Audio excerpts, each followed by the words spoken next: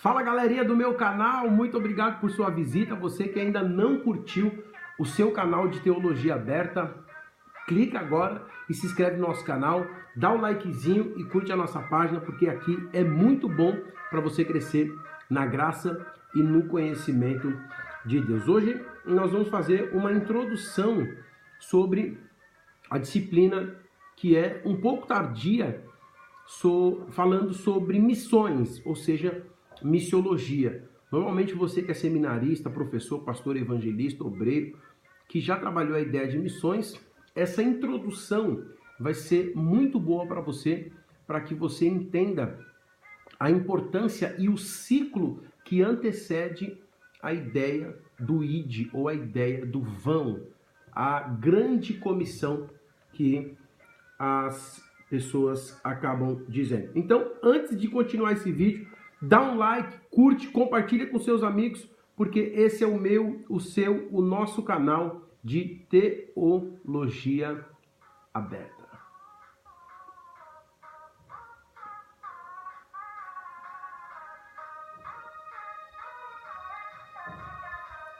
E lembrando a todos vocês que eu tenho algo interessante para você que quer estudar teologia. O ITSEED está com os melhores cursos de teologia livre no Brasil e você pode entrar nessa. Vai sair um curso à distância, com uma aula na semana. Você vai ter o acompanhamento de um professor por apenas R$ 49,90 por mês. É isso mesmo. Manda um e-mail que está na descrição do vídeo, contato@itseed.com.br, contato@itseed.com.br, ou acesse www.itseed.com.br e se inscreva no melhor curso de teologia do Brasil.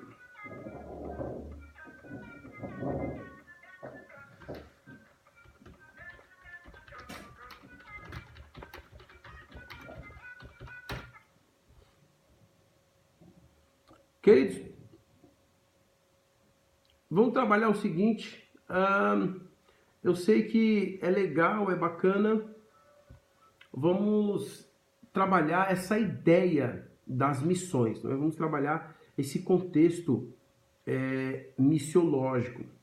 Essa é uma disciplina muito importante, uma disciplina bem interessante. E como disciplina interessante, eu já leciono missiologia há cerca de 12 anos nos cursos de teologia. Professor de teologia do ITSEED há 13 anos. E nos outros seminários que nós já lecionamos, ETAD, FTLB, FAECAD e todos os outros cursos que nós já lecionamos, ministrando aí a doutrina de missões. Sabendo que essa disciplina ela é uma disciplina nova. Academicamente, se você for analisar os cursos com as grades de ciência da religião ou cursos com as grades de religiões comparadas e muitos cursos de teologia não se preocupavam com essa ideia das missões, de colocar, de encaixar em sua grade teológica uma disciplina chamada missiologia, visto que essa disciplina era algo que estava dentro da grade pedagógica daquilo que o nosso Senhor e Salvador Jesus Cristo transmitiu. Eu louvo a Deus porque esse conteúdo, essa disciplina, embora tenha entrado um pouquinho tardia dentro das grades do curso de teologia, mas muitas pessoas, muitos pastores, muitos coordenadores pedagógicos entenderam que ela é essencial para o crescimento e o desenvolvimento da missão da igreja e do conceito de intelectualidade no que tange a teologia. Quando nós vamos falar de missões, já vem em nossa mente aquele texto de Mateus capítulo 28, versículo 19, já vem na mente Marcos capítulo 16, vem na mente Atos capítulo 2, a igreja primitiva, vem na mente Atos capítulo 3, 4, 5 e assim por diante, as viagens missionárias de Paulo. Quando nós falamos de missões, muitas vezes, muitos professores ou muitas grades curriculares não estão preocupados em trabalhar uma missão que faça uma introdução no sentido de envolver o aluno envolver aquele que pretende conhecer missões ou o missionário dentro do contexto em que tudo começou. Eu lembro que quando a Assembleia de Deus chegou aqui no Brasil, cantava-se uma música, talvez não seja da sua idade, talvez não seja da sua época, mas você vai ver como que era essa música. Aumente o volume do seu celular, do seu computador e ouça comigo.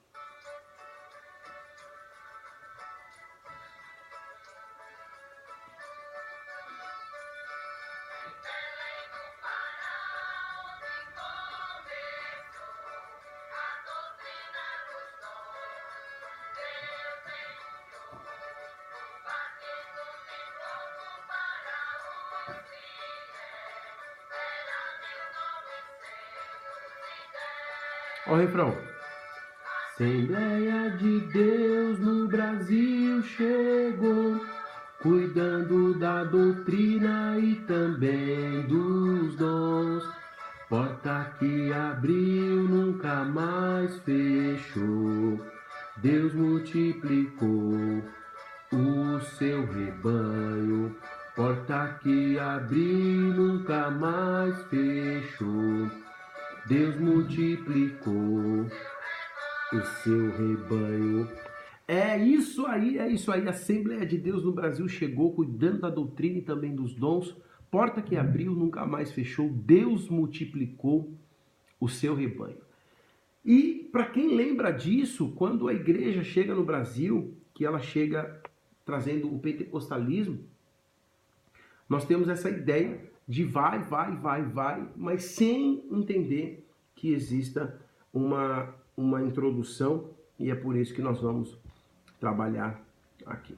Na verdade, a igreja que era espiritual, ela passa agora a ser uma igreja material. Ao contrário do que muitas pessoas pensam, a igreja não nasce com Israel, a igreja não nasce com Jesus, a igreja não nasce com os apóstolos, a igreja nasce no céu. É isso mesmo. Não, peraí, pastor. Meu Deus do céu, isso não é sério. O senhor não está falando sério. Sim, nós estamos falando sério. A igreja não nasce aqui na terra. A igreja nasce nos céus. É isso mesmo. Porque a Bíblia vai dizer que onde estiver 2 ou 3 no nome dele, ali ele estará.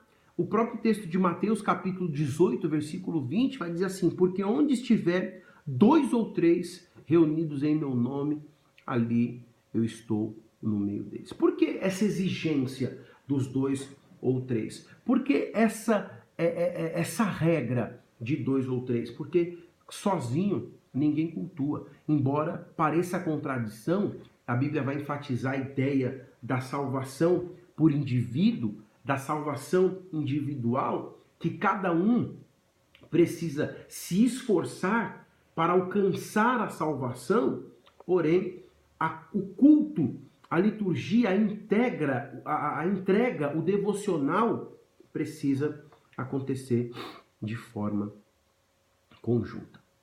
Deus nunca existiu sozinho, essa é a realidade.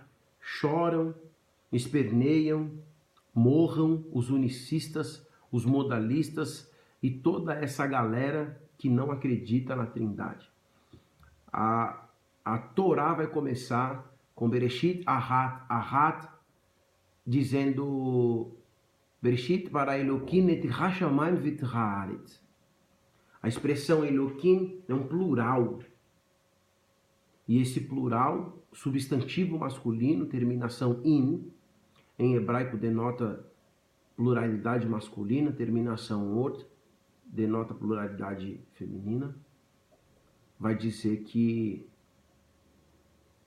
existem mais de uma pessoa nessa frase, nesse texto. O hebraico é composto os substantivos de gênero, número. Gênero masculino e feminino, número singular, dual e plural, caso construto e absoluto. A invenção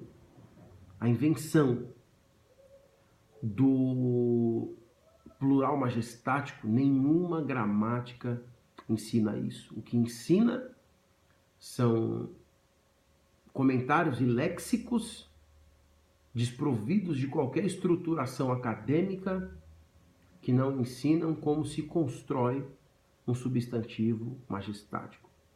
Assim como se ensinam as academias em Israel, em Tel Aviv, em todos os lugares autorizados, que masculino, feminino, construto, absoluto, singular, plural e dual. Bom, pelo fato de Deus nunca ter existido sozinho, então a igreja precisa passar pela esfera da adoração. O Pai, o Logos, ou o Pai, o Filho e o Espírito Santo precisam ser adorados, precisam ser buscados.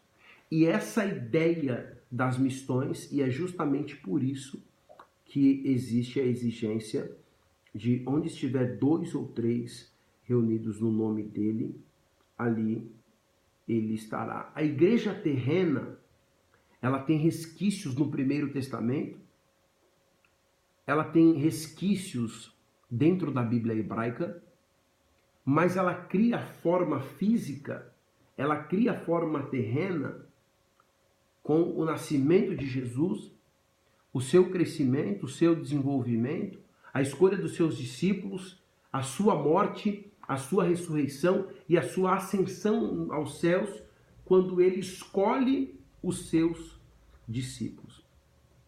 Essa ideia de Jesus escolher os seus discípulos, já registrado por Mateus, Marcos, Lucas e João, nós temos uma grande responsabilidade, porque esse período de 3 anos e meio, 4 anos que os discípulos passam com ele, é o período que vai caracterizar o acesso às missões. Nós aprendemos, a Bíblia vai falar: vinde a mim, todos vós que estáis cansados e sobrecarregados, que eu vos aliviarei, palavra do Senhor Jesus.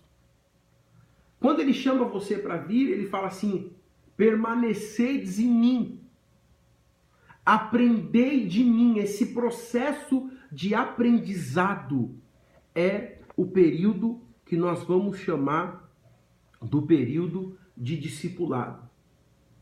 A primeira responsabilidade de Jesus ao escolher os 12, eu não posso falar que Jesus escolheu 12 apóstolos, não. Eu tenho que falar que Jesus escolheu 12 discípulos. Por quê? Porque essa expressão discípulos no grego, matitoussate, essa expressão,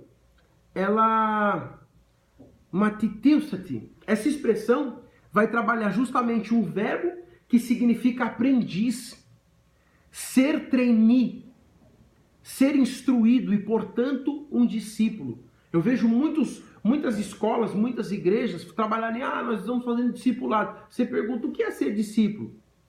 Não tem uma definição morfológica.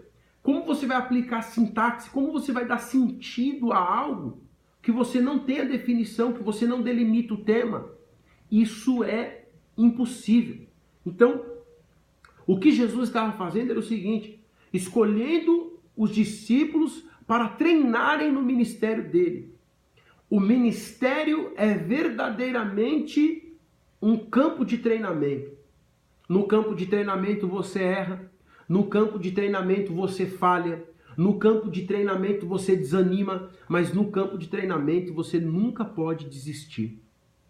Então, nós tivemos dentro do ministério de Jesus, dentro desse campo de treinamento, que é ser discípulo, ser discipulado, estar em processo de discipulado, Pedro falhando, Judas falhando, Tiago falhando, João falhando, todos eles falharam. Judas apenas que estava destinado a realizar uma obra ruim, então ele realmente não ia mudar, porque não era a índole dele. Ele já ia fazer aquilo. Ele não tinha condições de mudar, porque ele não queria, não porque Deus estava forçando. Então aqui nós percebemos que o discipulado, ele marca as pessoas. E antes de eles se tornarem apóstolos, a expressão apostelo, sinônimo de missionário, que é enviado, Antes de chegar em Mateus capítulo 28, versículo 19, antes de você pregar num culto de missões, antes de você ir num culto de missões, antes de você ir num congresso de missões, antes de você fazer um culto missionário e já ir lendo Mateus capítulo 28, versículo 19, Marcos capítulo 16, Atos capítulo 2, você precisa entender o que é ser discípulo. Você precisa entender o que é introdução a missões. Porque se você não entender, o ID não vai funcionar de jeito nenhum. Jesus, ele vai escolher esses discípulos, ele vai relacionar esses discípulos para que eles tenham uma responsabilidade muito grande. Perceba a importância da introdução. Mateus, capítulo 28, versículo 19 e 20. Portanto, vão, façam discípulos de todas as nações. Perceba que Jesus não mandou ninguém fazer apóstolo. Hoje está uma epidemia de apostolado no mundo, não é só no Brasil, não. Hoje está uma epidemia de pessoas que querem ser apóstolos, mas eles não querem ser discípulo. Pergunta para um apóstolo quanto tempo ele passou na escola de discípulos. Tem uns que vão falar, não, eu fiz escola de profetas, eu fiz escola, mas não tem nada a ver com isso. Na época de Jesus já existiam as escolas, que nasceu lá em Samuel. Na época de Jesus já tinha as escolas, a escola de Hillel e a escola de Shammai. Na época de Jesus já existiam as linhas das escolas. Os fariseus, os saduceus, os essênios e os zelotes. Mas aqui, Jesus está escolhendo os discípulos para a escola dos nazarenos. Jesus está escolhendo os discípulos para fazerem um discipulado. Eles não tinham pressa de virar apóstolos. Porém, hoje, todo mundo quer ser apóstolo. Não, eu quero ser apóstolo no seu cara. Não tem nem, meu Deus do céu, tem nem cara. Não parece nem que é um obreiro. Mas ele quer ser apóstolo. E nunca quer ser discípulo. A ordem era, façam discípulos, não é façam apóstolos. Nós temos que fazer discípulos. E as pessoas estão sendo discipuladas com 1 mês. As pessoas estão entrando na escola de discipulado com essas igrejas neopentecostais e em 1 mês ele é líder de célula. Na nossa época, que era ponto de pregação, que o camarada tinha que ralar, subir monte, pagar preço, hoje ninguém quer pagar mais. Que missão que a igreja está envolvida? Separando apóstolos e discípulos. Matitursate. Matitetsase. Por que não tem? Por que não ser discípulo? Ao invés de sermos apóstolos. A ordem do Senhor Jesus é façam discípulos. Como? Batizando-os em nome do Pai, do Filho e do Espírito Santo. De novo, uma pedra de tropeço no pé dos unicistas e dos modalistas.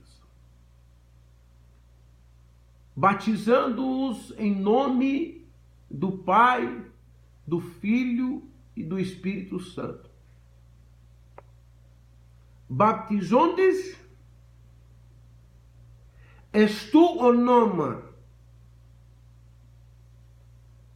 tu patrus kai tu uion kai tu pneumatus agion. Essa expressão vai trabalhar justamente em um único nome. Mas esse nome não era Jesus, esse nome não era Pai e esse nome não era Espírito Santo. Primeiro, o nome Jesus é um nome temporário.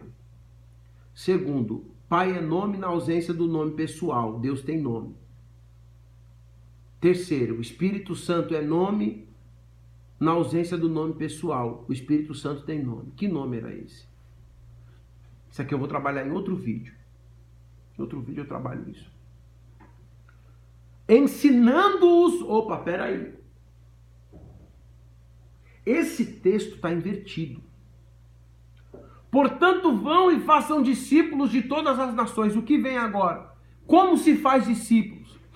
Ensinando-os a obedecer tudo que eu lhes ordenei. Percebam que eles ficam um período no colegiado, aprendendo o ministério de Jesus, e eles precisam ensinar o que eles aprenderam.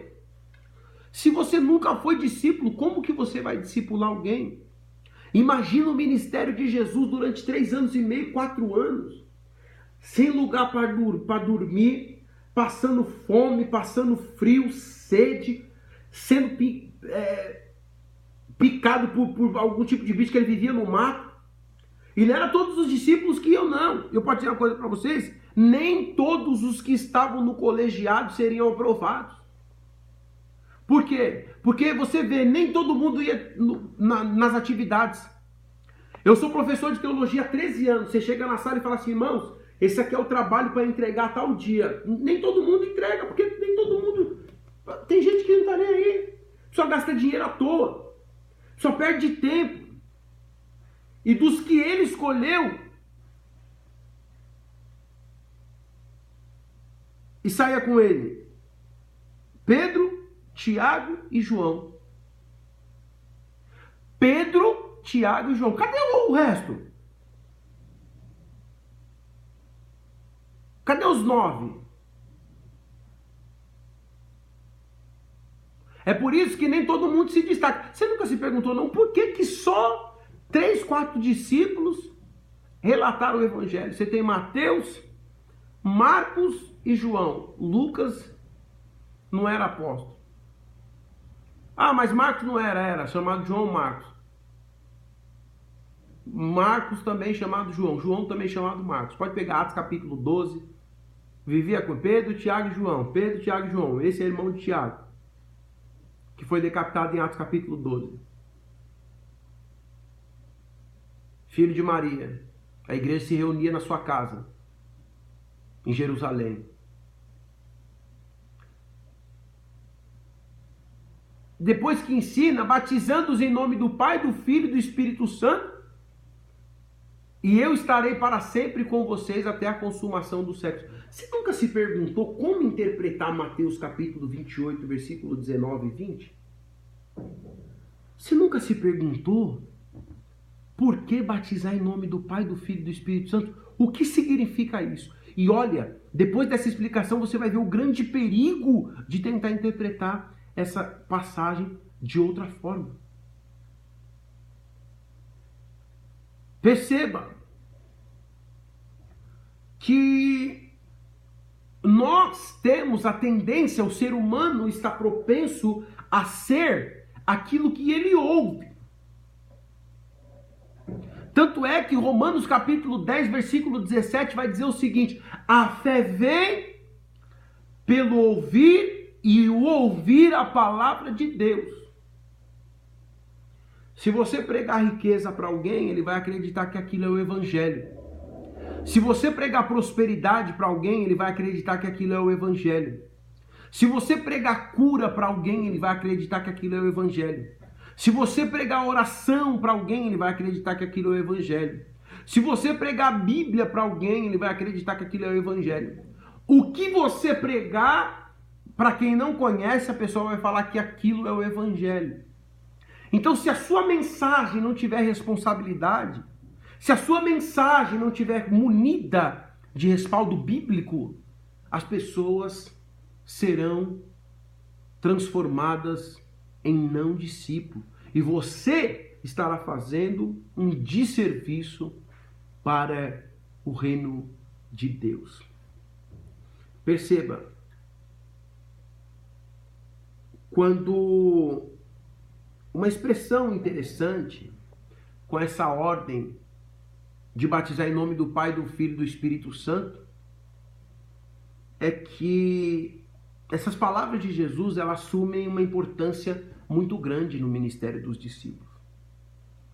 Doutor e um dos pais da igreja, Agostinho de Hipona, e também Dr. Wayne Grudem, vão dizer que Deus Pai funda a igreja. Jesus materializa a igreja espiritual e o Espírito Santo edifica essa igreja. A base disso, e por que então a pregação em nome do Pai, do Filho e do Espírito Santo? Primeiro, a pregação em nome do Pai indica um chamado ao conteúdo das Escrituras do Primeiro Testamento. O israelita conhecia Deus através da Torá, através de um chamado para ter intimidade com Ele, através das Escrituras. Encaminhar, é um Deus que salva os israelitas com um braço forte, tira, livra-os da mão de Faraó. É um Deus que escolhe os pais, que escolhe os profetas, para que eles façam um trabalho desde o princípio. E nós podemos ver isso em Gênesis capítulo 1, versículo 1. No princípio, Deus criou os céus e a terra. Deus, como criador, ele é visto como um pai, aquele que gera, aquele que cria, aquele que dá sustentação, aquele que cuida, aquele que observa, aquele que tem cuidado, aquele que não abandona. O próprio Paulo, em Hebreus capítulo 1, versículo 1, vai dizer: porque Deus no passado nos falou por intermédio dos pais nos profetas. Então você vê um Primeiro Testamento completo da ação mais visível e mais antropológica no dado sociológico humano. É o pai que age. Só que ele vai destacar o seguinte: e hoje tem nos falado por intermédio do Filho. O próprio Paulo, em 2 Timóteo capítulo 3, versículo 15, vai falar assim: toda a escritura divinamente inspirada por Deus é útil. Você pega isso sendo uma referência como o Primeiro Testamento e não como o Novo ou o Segundo Testamento. Exemplo disso nós podemos perceber nas pregações de Jesus. Jesus, bem como os evangelistas, fazem citações do Primeiro Testamento. Em Mateus capítulo 4, Jesus vem citando Salmos, citando Deuteronômio. O próprio Mateus vai citar Isaías e os outros discípulos também vão citar o conteúdo do Primeiro Testamento, tendo uma importância e reconhecendo que o Pai historicamente falou com os profetas e nos pais e eles fazem uso desse tipo de conteúdo. Eu pergunto para você, você que vai fazer discípulos, as pessoas que você tem pregado, tem o conhecimento de toda a história que o Pai fez? Conhece o que é a história de Israel, conhece a história dos hebreus, conhece toda a história dos profetas, conhece cada profeta que Deus levantou, os feitos dele, conhece a língua que Deus falou através dos profetas? Isso é batizar em nome do Pai, porque a expressão baptizos é inserir, é imergir e submergir. É fazer com que você seja enxertado dentro da videira. É fazer com que você seja mergulhado no Pai. E como se mergulha no Pai se não conhece as obras do Pai? Como tem intimidade com o Pai se não estabelece intimidade com o Pai, não fala com Ele, não lê sobre Ele? Psicologicamente, existem 3 formas de conhecermos uma pessoa. Primeira, pelo que ela fala. E Hebreus, através de Paulo, diz que Deus falou nos pais pelos profetas. Segundo, pelo que ela escreve. Deus escreveu, além disso, com as suas mãos, atados para Moisés, e ainda ordenou que ele escrevesse sobre ele, sobre tudo que ele havia feito. Terceiro, por suas ações. Além de Deus falar e agir, Deus ainda fez as coisas para livrar Israel. É só pegar a história do Egito, a travessia do Mar Vermelho e todos os outros contextos. Então, querido, nós precisamos entender o que é, ou o que vem a ser, essa ideia de batizarmos em nome do Pai. É só uma introdução à missiologia. E tem mais. Dentro do Primeiro Testamento, o conhecimento do Pai, eles entendiam tanto isso que eu estou falando aqui para os irmãos, que em Atos capítulo 7, Estevão vai fazer o maior discurso teológico de toda a Escritura. Para mim, é o maior discurso teológico de toda a Escritura, Atos capítulo 7. Estevão vai falar de Abraão, de Isaac, de Jacó, de José, de Moisés, de Davi, dos profetas. Entra em Jesus, quando os caras não têm mais o que falar, diz ele sabe muito. Eles rangem os dentes, arrastam ele para fora da cidade e apedrejam. O maior discurso teológico. E esse discurso, sabe o que resultou? Na conversão de Paulo. Saulo é convertido através do discurso de Estevão. Como o senhor tem certeza disso? Está um exemplo bíblico e lógico. Estevão vai dizer que, cheio do Espírito Santo, ele olha para o céu e vê Deus e Jesus à destra. Paulo vai relatar isso em Hebreus. Paulo vai relatar isso nas epístolas e nas cartas. De onde ele tirou isso? Do discurso de Estevão. Ótimo. A pregação em nome do Filho. A pregação em nome do Filho vai trazer justamente a responsabilidade do conhecimento sobre o Filho. Você pergunta assim, quem é Deus? Jesus é eterno ou foi a primeira criatura de Jeová, como diz a testemunha de Jeová de forma errônea? Ele é eterno. Se ele é eterno, ele foi criado na eternidade, gerado? Não. Ele sempre existiu.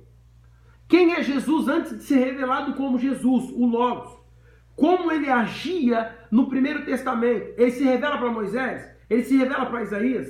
Ele aparece para alguém? Como compreender isso biblicamente? A Bíblia diz assim, Lucas capítulo 27, versículo 24.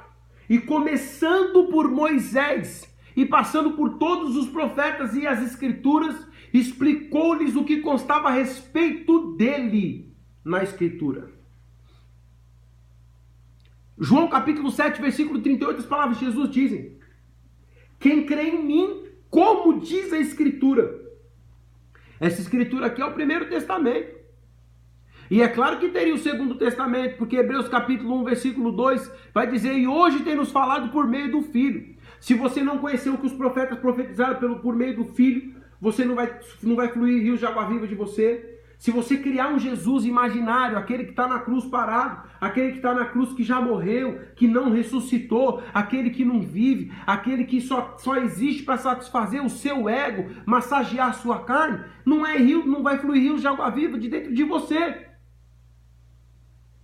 Agora, se você crê nele, como diz a Escritura, profecia, o que Isaías falou sobre ele? Quais são as profecias que falaram sobre ele? Inclusive eu tenho um livro, eu não tenho ele aqui, mas vou indicar para você, Guia de Profecias Bíblicas, tá certo? Eu não tenho ele aqui, é isso mesmo, Guia de Profecias Bíblicas. Eu estava com um exemplar de cada só. Guia de Profecias Bíblicas. Esse guia vai fazer com que você entenda todas as profecias das Escrituras, inclusive as que falam sobre ele. Para você meditar, para você entender. Conhecer os evangelhos, entender as discrepâncias do porquê Mateus, Marcos e Lucas escrevem diferente, porque Mateus, Marcos e Lucas, João tem uma visão diferente dos casos, por que tem essas visões? O que os sinóticos diferenciam e se igualam? Como analisar isso? Se você não conhecer isso, como você vai batizar alguém? Você vai ensinar o que para essa pessoa? É importante conhecer sobre Jesus. Perceba que a pregação de Paulo, a pregação dos discípulos, dos apóstolos, eram sobre Jesus. E em nome do Espírito Santo. Implica entender e fazer com que o ministério do Espírito Santo seja notório. Hoje eu tenho lecionado sobre pneumatologia em uma das minhas turmas do curso de teologia e ministrando uma aula recentemente. Você trabalha Efésios capítulo 5, versículo 18, não vos embriagueis com vinho, mas enchei-vos do Espírito Santo. Como você entende isso? Como você vai ser cheio de alguém que você não conhece? Como você vai ser cheio de alguém que João capítulo 14, versículo 14, até o verso de número 17, fala que ele habitaria em você para sempre. Você chega na igreja e o ministro está falando para você convidar ele para ficar do seu lado. se ele já está em você. Você vai ser cheio do Espírito Santo como? Colocando tudo no lugar do Espírito Santo e deixando o Espírito Santo sem espaço para trabalhar em você. Como diz João capítulo 16, versículo 13 até o verso de número 15. A pregação em nome do Pai, do Filho e do Espírito Santo, responsabilizando o setor missionário, a grande comissão, é que se o seu conteúdo no campo missionário for um conteúdo quebrado, um conteúdo danificado, um conteúdo sem estruturação do Pai, do Filho e do Espírito Santo, o campo missionário vai sofrer nas tuas mãos. Aliás, você vai prestar um desserviço ao reino. Se você é missionário, estude teologia. Se você é missionário, estude missões, idiomas. Vai para a Inglaterra, para os Estados Unidos ou nos países que falam inglês, estude inglês. Faça teologia, estude. O ITSID tem um curso de missões com ênfase em apologética. O ITSID tem curso de teologia para te ajudar. Existem várias outras escolas. Talvez tenha colégio missionário na sua igreja. Se você tem vocação ministerial, se você tem chamado ministerial para trabalhar tudo isso, eu indico a você, se prepare, faça o discipulado, porque eu tenho certeza que o nome de Jesus há de ser glorificado na sua vida, tá bom? Galera, obrigado, tá certo? Muito obrigado por vocês que estiveram por aqui, compartilhando, claro, um pouquinho do nosso canal, um pouquinho do nosso material. Se você ainda não curtiu, tá bom? Se você ainda não curtiu o nosso conteúdo, se você ainda não curtiu o nosso material, então eu digo para você, não perca mais tempo, corra agora e acesse www.itsid.com.br e não se esqueça, a promoção, hein? Por tempo indeterminado, R$ 49,90, são 13 matérias com iniciação a hebraico e grego, áudios e vídeos, material didático, olha, muita coisa. E legal, você pode estudar de qualquer lugar do Brasil. Mande uma mensagem agora para contato@itsid.com.br e não esqueça de clicar, se inscrever no nosso canal para receber as notificações, tá bom? Que Deus nos abençoe, no nome de Jesus, até a próxima, fica na paz.